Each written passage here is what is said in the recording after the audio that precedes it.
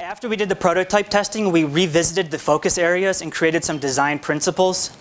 These will be in the toolkit.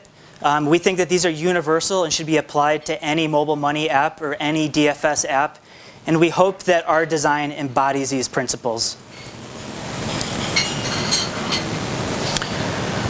So I'm going to talk about an overview of the app. I'm going to demonstrate the prototype. And then I'll get into some of the individual use cases. So the first thing you'll see is the home screen. The home screen is characterized by large, detailed illustrations that visually depict the core features. The purpose of this is to place a focus on a smaller set of key actions, helping the user prioritize what they're trying to accomplish.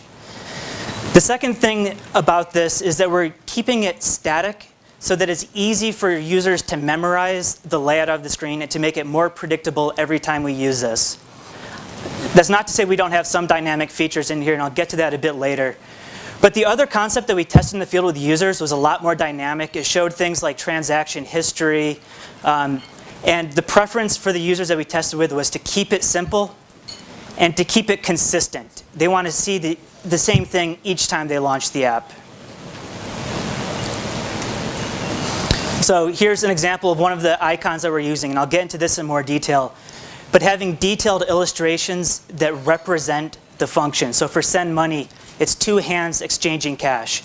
And we tested a lot of different versions of this icon and other icons, and I'll share some examples of what worked and what didn't work and why we arrived at this set of icons.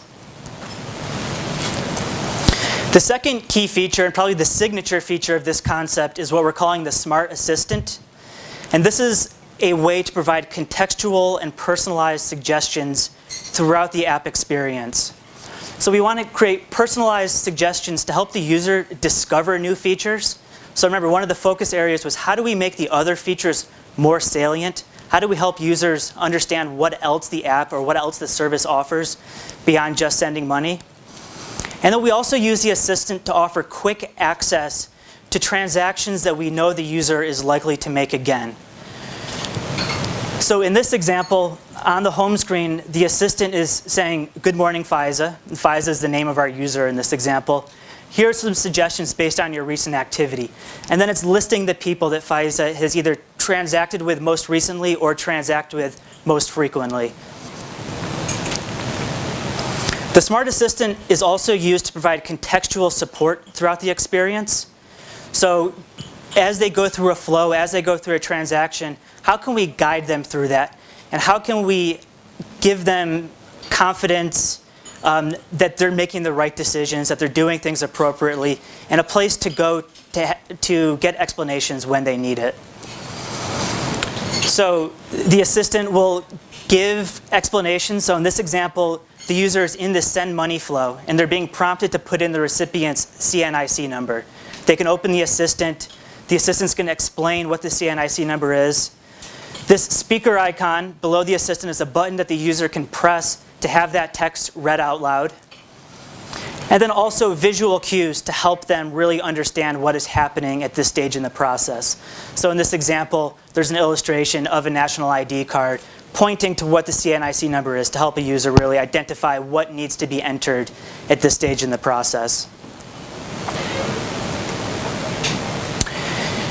A user accesses the assistant at any time in the experience by pulling down on the screen. And I'll demonstrate that over here with the prototype. So here, what you're looking at over on the prototype is the home screen before I've logged in. But at any time, I could swipe down on the screen and reveal the assistant with explanations about the screen that I'm currently looking at. And then I could easily hide that. So throughout the experience, this is always accessible, and it's giving me information related to the specific screen that I'm looking at. So the idea is, how can we give them help in context without interrupting their current flow? But also, how do we make this not intrusive for people who don't need it? So Alex gave the example of Clippy, who would kind of arrive on your screen even if you didn't need it. This is easy to ignore for people who don't need it, and it's there when they want it. And then swipe up to close it. So it's sort of a layer behind the main content. So someone earlier asked a question about language. When we tested our prototypes with users, we were testing them in Urdu. And it was pretty interesting and pretty surprising to us that most people said right away, why is this in Urdu? They didn't expect that. In fact, they didn't even really desire that. To a lot of the participants, the smartphone is an aspirational object. And to a certain degree, so is having an app that is in English. A lot of the participants expressed that having an app in Urdu felt backward, or they would be self-conscious if their friends knew that they were using an app in Urdu. So the solution that we arrived at was have it default to English, but give a facility for people to translate to Urdu when they need it. So don't make this a persistent setting, but make it an option to switch as needed. For example, anyone who has an Android device can set their Android settings to Urdu, which would then flip the design. It'd be right to left. None of the participants we met used that. Even if they knew about it, they chose not to use it. So to demonstrate on the prototype, I just press the Urdu button. All the text changes, but the layout's not changing. It's not flipping the design. It's not reorienting the design from right to left. It's just allowing people to have the text translated, which is ultimately all they need. I'm confused about what this word means. Let me change the language setting and see that.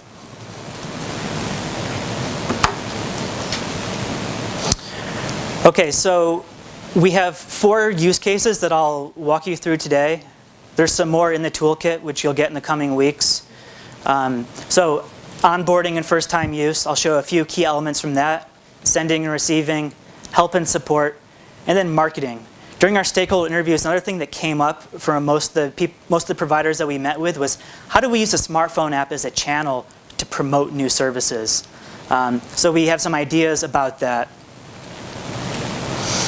So first we'll look at onboarding. Before I get into the reason for the decisions we made, I'm just going to walk you through it in the prototype so you get a sense of the flow, and then we'll go back and talk about some of the individual components. So the screen you're seeing now is me opening the app before I've logged into my account.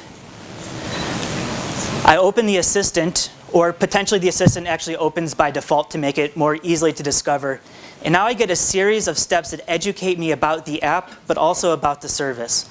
So the first thing I'm seeing is an introduction from this assistant to familiarize the user with this feature, the fact that there is this assistant who's always available.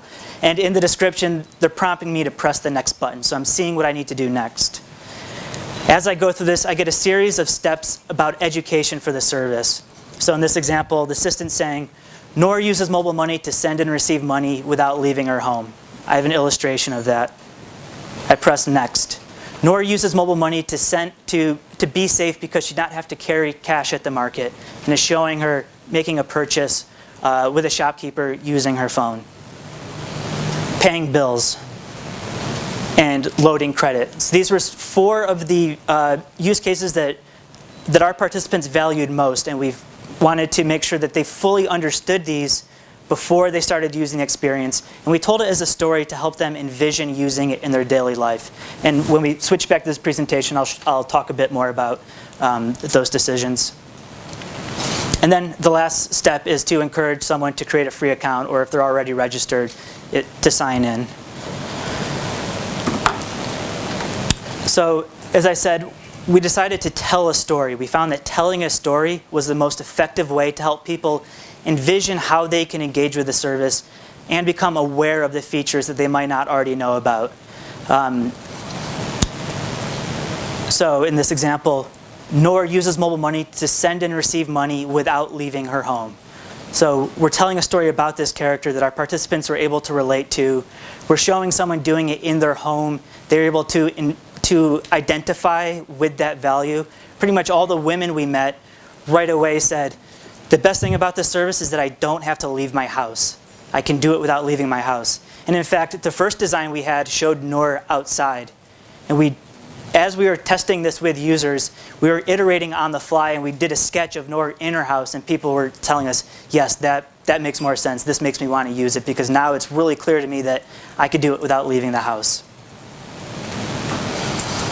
We chose to use illustrations that have a lot of detail and avoid abstraction, and show the use taking place in the context of where someone would be using this feature. So another approach we tested that failed was using more abstract, more modern kind of infographic stuff, kind of the stuff you would see in apps in the US or more sophisticated apps. But this did not resonate with people. They had difficulty deciphering what it meant, and it lacked the storytelling component. It was more just a list of benefits and features, which people understood, but they weren't able to internalize as well as they could internalize when they were seeing this story about Noor at home, going to the shop, being in the market.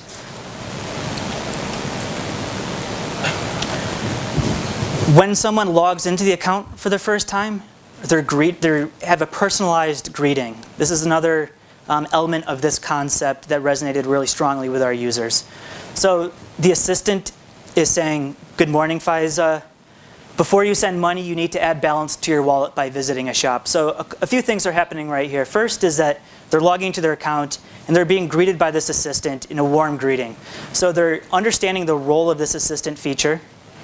They're having a more personalized, trustworthy experience, which is building their confidence. In this example, they're getting a personalized suggestion about what action they could take next.